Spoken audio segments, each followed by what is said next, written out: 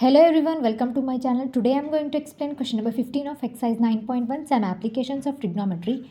A straight highway leads to the foot of a tower. A man standing at the top of the tower observes a car at an angle of depression of 30 degree which is approaching the foot of the tower with a uniform speed. 6 seconds later, the angle of depression of the car is found to be 60 degree. Find the time taken by the car to reach the foot of the tower from this point. ये question is saying that a straight highway leads to the foot of the tower.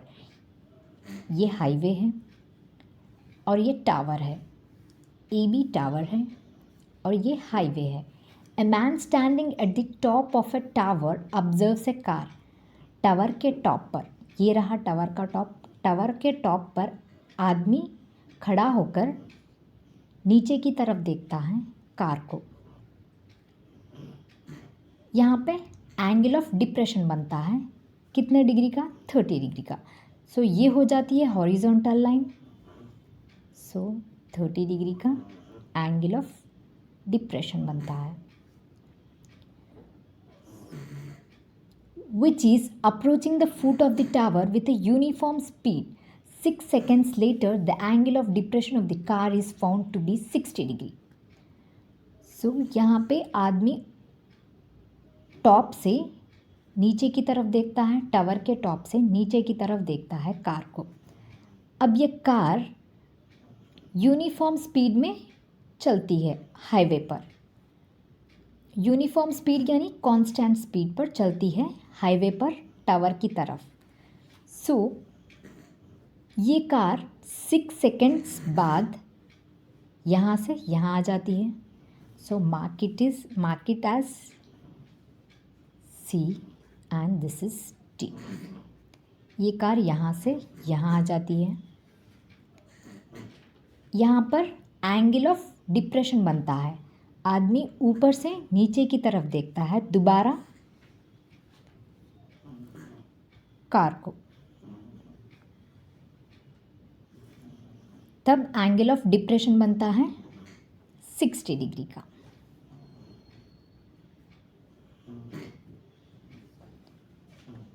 So here question is saying that find the time taken by the car to reach the foot of the tower from this point. So पहले car, आदमी ऊपर से नीचे की तरफ देखता है car को. ये कार 6 सेकेंड्स बाद यहाँ आ जाती है. कितने सेकेंड्स? 6 सेकेंड्स के बाद यहाँ आ जाती है. यहाँ से टावर तक कितना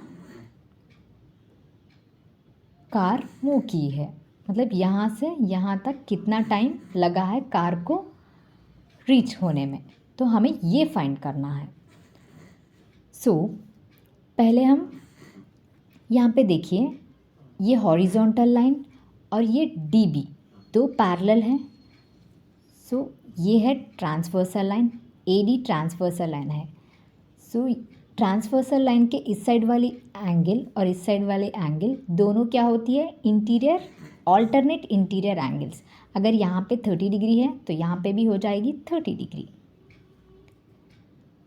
सो यहाँ पे 60 डिग्री है तो यहाँ पे भी 60 डिग्री हो जाएगी. सो यहाँ पे ये टावर है ए बी और डी बी क्या है? डी बी हाईवे है. हाईवे पर कार है जो कि ऊपर टॉप के टावर के टॉप से आदमी देखता है.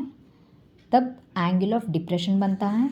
यहाँ से कुछ देर बाद यानी कुछ 6 सेकेंड्स बाद कार यहाँ पर आ जाती है. तब एंगल ऑफ डिप्रेशन बनता है 60 डिग्री का. अब इस पॉइंट से यहाँ तक कितना टाइम लगता है कार को रीच होने में, तो हमें ये फाइंड करना है. सो ए बी टावर है तो इसको हम टावर की हाइट h मान लेंगे और सी बी इसको हम बी सी इसको हम x मान लेंगे. सो सॉल्यूशन, पहले हम triangle A B C find करेंगे. So in triangle A B C perpendicular upon base किसके इक्वल में आता है? टैन के. So tan 60 degree is equals to perpendicular is AB upon base is BC. So tan 60 की value क्या होती है, √3 is equals to A B हम h मान लिए हैं upon B C is x. So cross multiply करेंगे, so will get h is equals to √3x. This is a equation 1. So now in triangle ADB, in triangle ADB,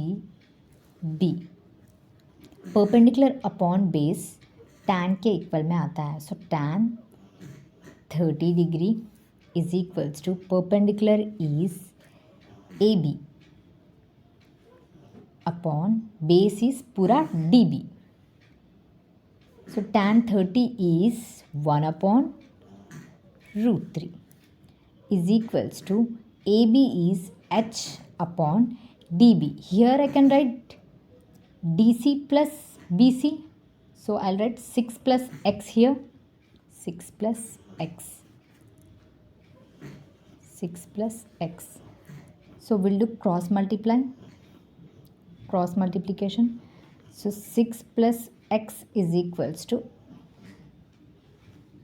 h √3. So 6 plus, here I am writing 6 plus x is equals to h. H is √3x. So √3x into √3. So 6 plus x is equals to √3x into, sorry, √3 into √3 is 3, no? Into x. So 3x. 6 plus x is equals to 3x.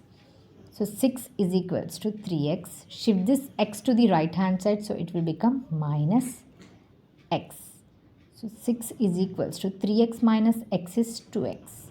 6 यहाँ पे multiply में है, इस side आके divide में आ जाएगा. So upon 2 is equals to x. So 2 1s are 2 3s are. So 3x is equals to 3. Car यहाँ से यहाँ तक आने में 6 सेकेंड्स का टाइम ली है और यहाँ से फुट टावर के फुट तक रीच होने में कितना टाइम ली है, 3 seconds. So time car takes 3 seconds time to reach the foot of the tower. कितना, 3 seconds.